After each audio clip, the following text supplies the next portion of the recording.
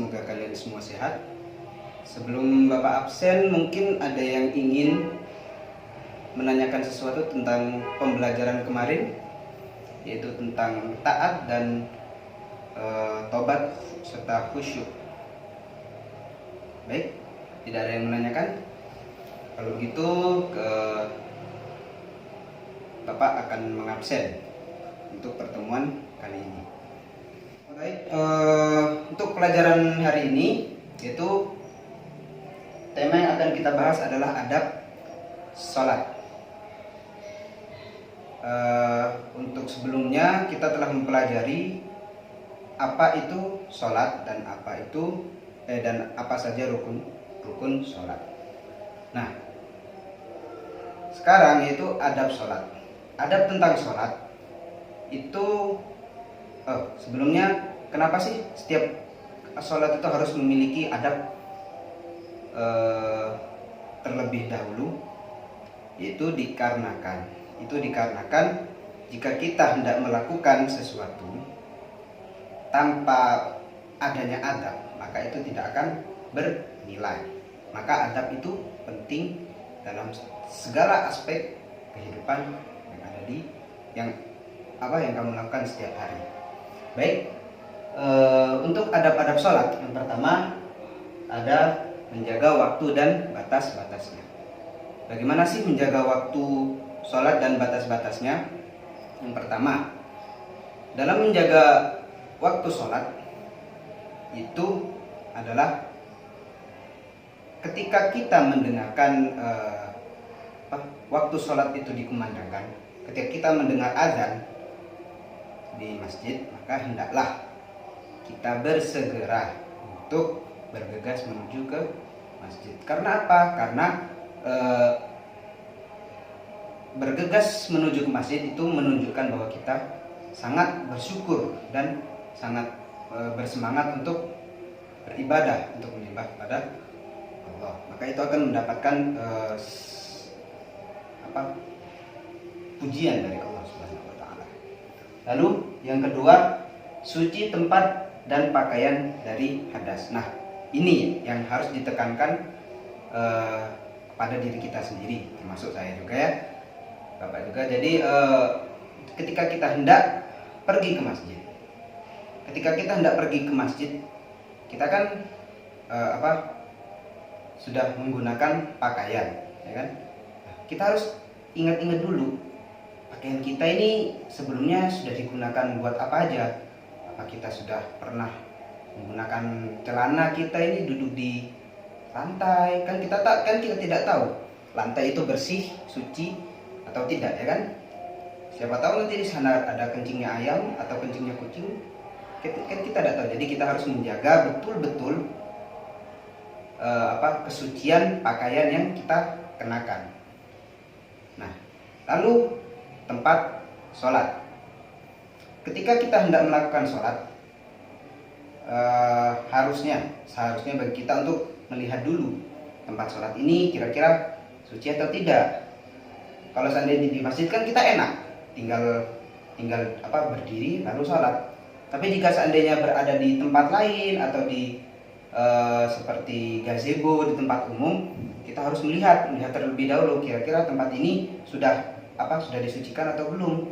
Terus kok tiba-tiba pada saat kita mau sholat, kok ternyata ada tai kucingnya, kan tidak sah nantinya sholat kita. Jadi kita sebelum melakukan sholat itu hendaklah mensucikan diri, mensucikan pakaian, mensucikan tubuh, mandilah minimal kan biar gak bau. Tuh. Lalu melihat tempat sujud yang akan kita sujudi. Kalau ada tainya jangan disujudi, nanti kamu kena tainya, tidak sah jadinya sholatmu. Oke? Lalu yang berikutnya, menyesal dan bersedih jika tidak melaksanakan sholat dengan baik dan benar. Kenapa sih kok harus bersedih? Kenapa sih kok harus menyesal? Kan cuma sholat aja, itu kan cuma rutinitas ibadah.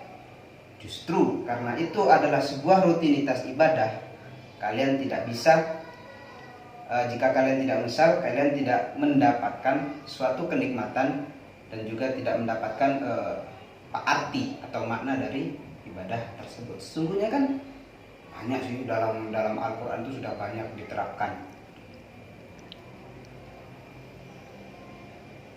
Oh iya, atas belum?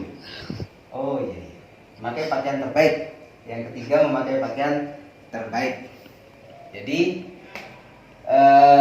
memakai pakaian terbaik itu bagaimana sih pakaian terbaik itu? Pakaian terbaik itu harus suci, harus bersih, tidak gak jomplang-campling, gak bolong-bolong. Masa sholat pakai pakaian bolong-bolong kan gak sopan, ya kan?